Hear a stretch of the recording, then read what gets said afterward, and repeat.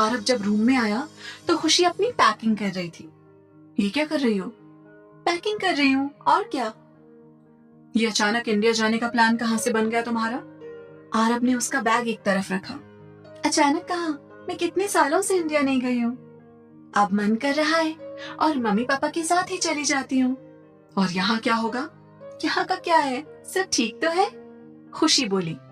मेरे कहने का मतलब है कि अभी हमारी शादी हुई है, बहुत कुछ बातें थी जो रह गई थी, और भी बहुत कुछ। आरब को बोलना ही पड़ा, लेकिन आपको तो कुछ कहना ही नहीं है। जब भी पूछती हूँ आप टाल जाते हो। अब मैं तो जरूर जाऊंगी, आप चाहे कुछ भी कहें। उसने अपना बैग उठाया और पैक करके रख दिया। आरब खामोशी से देखता रहा। अगर खुशी चली गई तो मेरा क्या होगा? वो सब बातें रह जाएंगी। अब कुछ भी हो, मैं सब कुछ बोल देता हूँ, और इंतजार नहीं। आरब खुशी के पास आया तो देखा वो सो गई थी। पता नहीं क्या होगा। आरब भी दूसरी तरफ आकर लेट गया। क्या जाना जरूरी है? आरब ने पूछा। मेरा मन है जाने को, इसलिए जा रही हूँ। अच्छा, लेने कब आऊं? 4 दिन बाद आ जाऊं? हाँ, फिक्र मत कीजिए, जब मुझे आना होगा तब मैं आ जाऊंगी। खुशी ने मुस्कुराकर कहा। सबको एयरपोर्ट छोड़ने जाना था। आरब खुशी को रोकना चाहता था, लेकिन देर हो चुकी थी। अचानक से आरब को एक जरूरी मीटिंग में जाना पड़ा। वो खुशी को एयरपोर्ट छोड़ने जाना चाहता था, लेकिन मीटिंग भी जरूरी थी। खुशी, तुम जा तो रही हो, मैं जल्दी ही लेने आ जाऊंगा, आरब ने जाते हुए कहा तो खुशी मुस्कुराकर रह गई।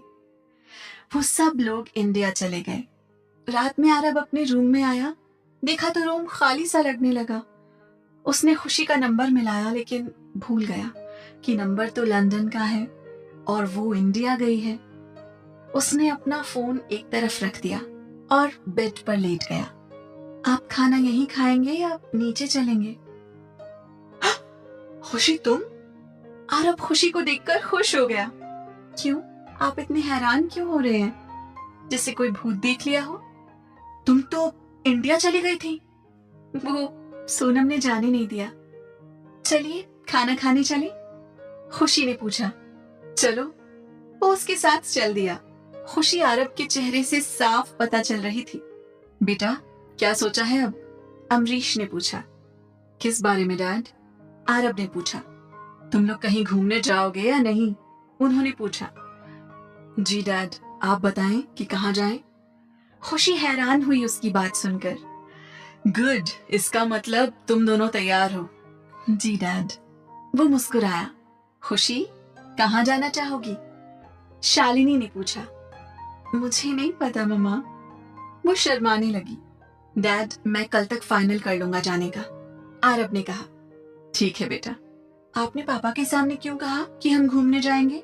खुशी ने पूछा। डैड के सामने तो घूमना ही बोलना पड़ता है।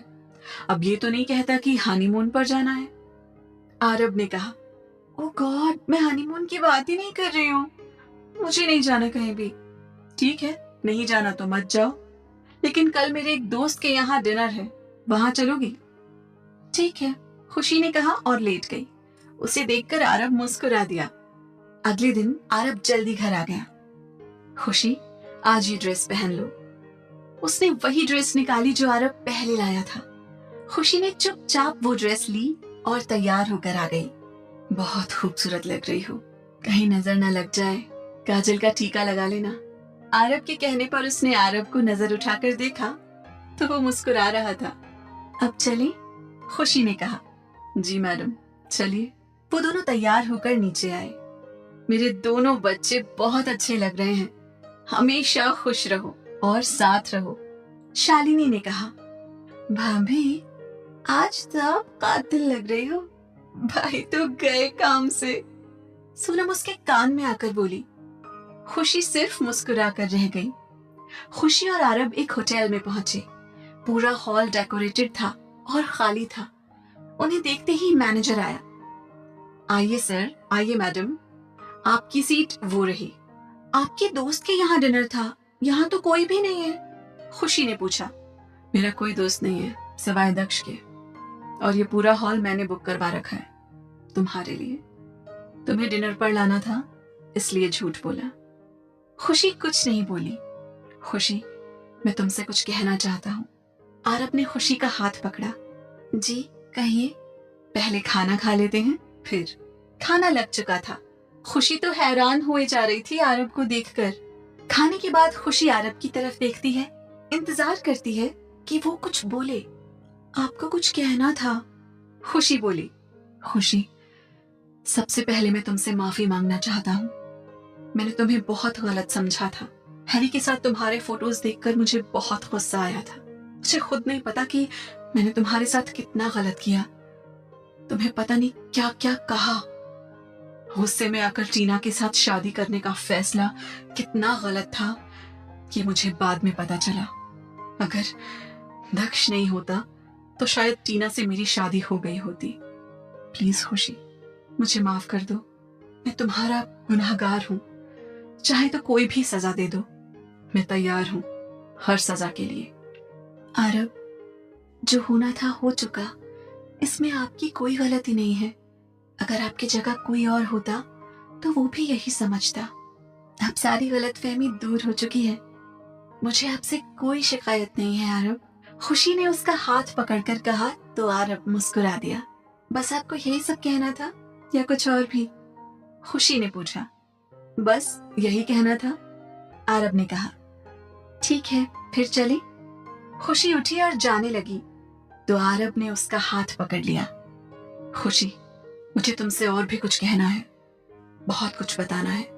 मैं तुमसे बहुत पहले से बहुत प्यार करता हूँ और तुम्हारे साथ पूरी लाइफ गुजारना चाहता हूँ। अपने प्यार का इजहार मैं बहुत पहले कर देता, लेकिन बीच में गलतफहमियां आ गई। लेकिन अब और किसी गलतफहमी की कोई जगह नहीं है। मैं तुम्हारे बिना नहीं रह सकता खुशी। जब तुमने इंडिया जाने की बात कही तो ऐसा लगा जैसे मेरा सब कुछ जा रहा है। खुशी, मैं तुम्हारी हर बात मानूंगा, बस तुम मुझसे कभी दूर मत जाना। आरब ने कहा तो खुशी रोने लगी। खुशी, क्या हुआ, रो क्यों रही हो? आरब ने उससे पूछा। आरब, आप मुझसे इतना ज्यादा प्यार करते हैं। मैंने तो कभी सोचा भी नहीं था कि मुझे इतना प्यार करने वाली फैमिली मिलेगी, कोई बेपनाह प्यार करने वाला साथी मिलेगा।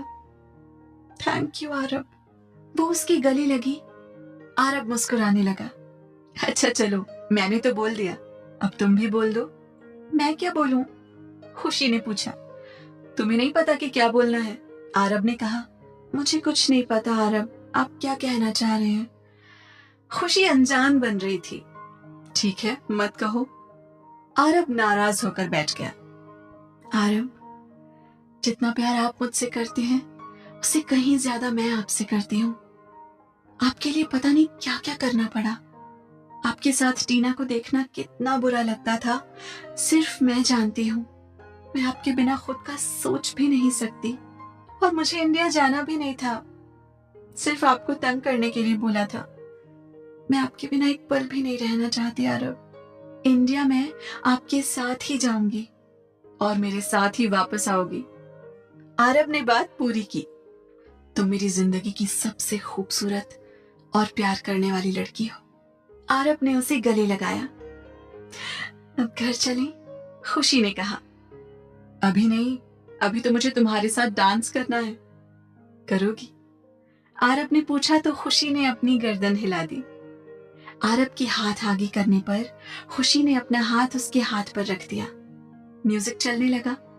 बहुत देर तक दोनों एक दूसरे में खोए रहे।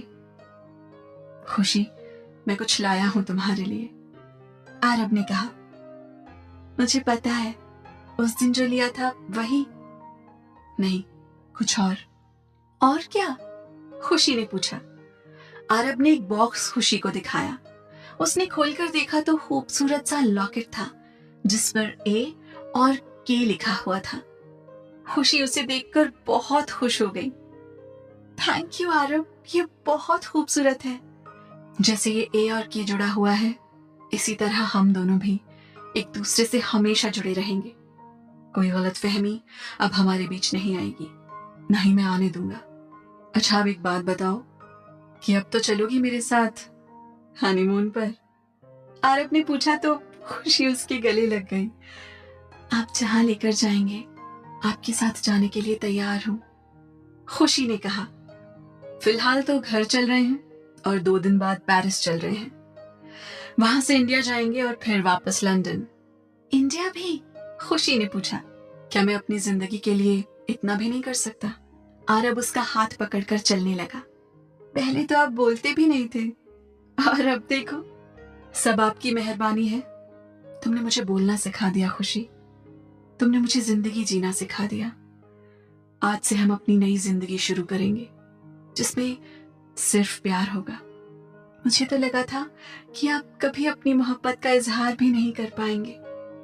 खुशी ने कहा, मेरी मोहब्बत अनकही मोहब्बत न बन जाए, ये सोचकर बोलना पड़ा। आई लव यू खुशी। आई लव यू टू आरब। वो दोनों एक दूसरे का हाथ पकड़कर अपनी मोहब्बत और जिंदगी के सफर पर चल दिए, जहां सिर्फ प्यार ही प्यार था।